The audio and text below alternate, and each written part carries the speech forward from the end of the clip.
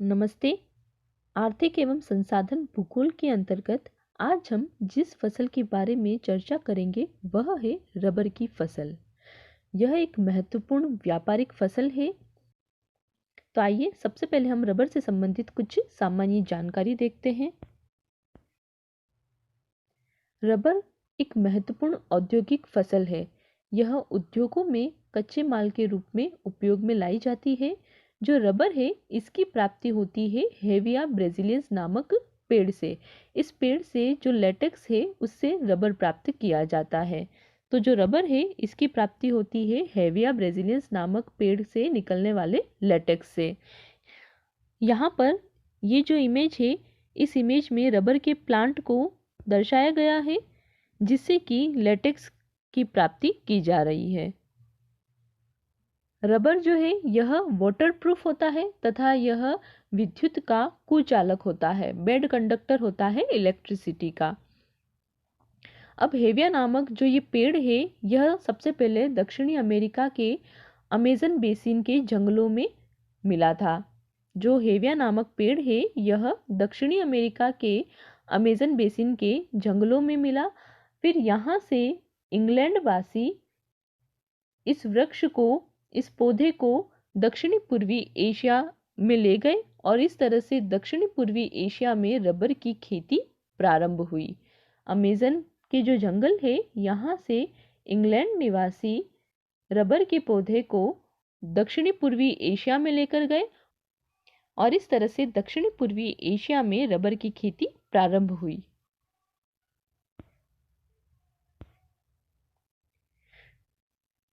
Next है rubber का उपयोग। प्रारंभ में रबर का जो उपयोग है यह पेंसिल के निशान हटाने के लिए किया गया था। प्रारंभ में रबर का उपयोग पेंसिल के मार्क को हटाने में किया गया।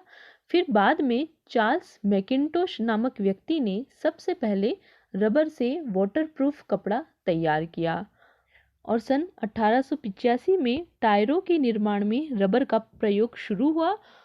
उसके बाद से मोटर कारों में रबर के टायरों की मांग बढ़ती ही जा रही है। वर्तमान में रबर जो है यह एक बहुउद्देशीय वस्तु के रूप में उभरी है जिसका उपयोग वाटरप्रूफ कपड़े तैयार करने में, टायर ट्यूब बनाने में तथा जूते बनाने में किया जाता है। नेक्स्ट है रबर के प्रकार। रबर मुख्यतः दो प्रकार का होता है। पहला प्राकृतिक रबर और दूसरा है संश्लिष्ट रबर या कृत्रिम रबर। जो प्राकृतिक रबर है यह पौधों से प्राप्त लेटेक्स से तैयार किया जाता है और जो कृत्रिम रबर है यह रासायनिक पदार्थों से कारखानों में या इंडस्ट्री में तैयार किया जाता है। तो रबर जो है यह मुख्य रूप से दो तरह का है। पहला है प्राकृतिक रबर जो कि पौधों से प्राप्त लेटेक्स से तैयार किया जाता है और दूसरा है संश्लिष्ट रबर या जिसे कहते हैं कृत्रिम रबर। जो कृत्रिम रबर है यह रासायनिक पदार्थों से कारखानों में तैयार किया जाता है।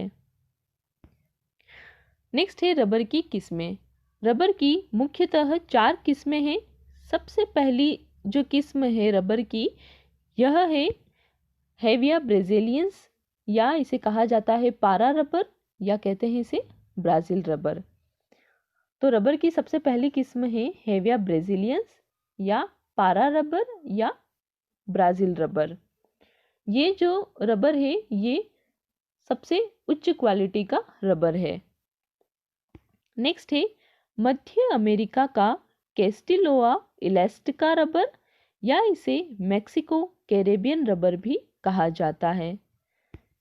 थर्ड है लैंडोल्फिया या पश्चिमी अमेरिकी रबर एवं अफ्रीकन रबर। फोर्थ है फिक्स इलास्टिका या इसे भारतीय रबर भी कहा जाता है तथा इसे आसमी रबर भी कहते हैं। अब हम देखते हैं कि रबर के लिए कौन कौन सी भौगोलिक दशाओं की आवश्यकता होती है। रबर जो है यह भूमध्य रेखीय सदाबहार वनों का पौधा है। तो रबर की खेती उन क्षेत्रों में की जाती है जहां वर्ष पर्यंत तापमान ऊंचा रहता है, इसी के साथ जहां पर आर्द्रता भी उच्च होती है। तो सामान्यतः रबर की जो खेती है यह उष्ण एवं आर्द्र जलवायु वाले क्षेत्रों में की जाती है। अब रबर की जो खेती है यह दो तरीके से होती है, बीज बोकर भी की जाती है और कलम लगाकर भी की जाती है। सबसे पहले बीज बो करके रबर का पौधा तैयार किया जाता है।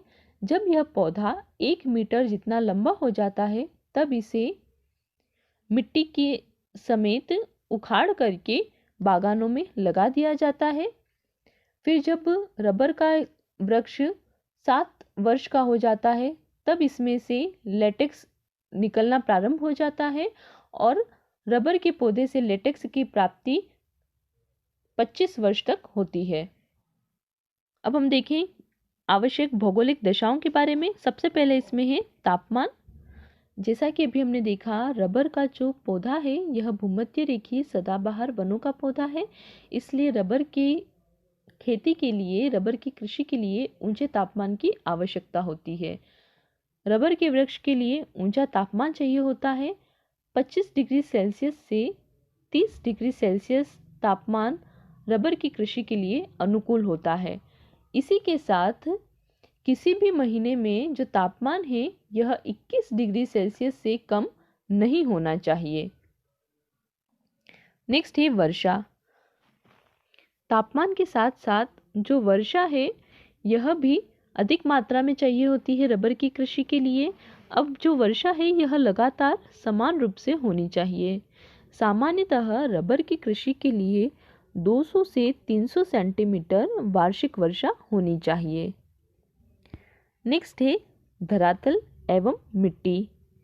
रबर की कृषि के लिए समतल धरातल होना चाहिए। इसी के साथ जो धरातल है यह सुप्रवाहित होना चाहिए, मतलब जहाँ पर रबर की कृषि होती है उस क्षेत्र में जो जल है यह इकट्ठा नहीं होना चाहिए।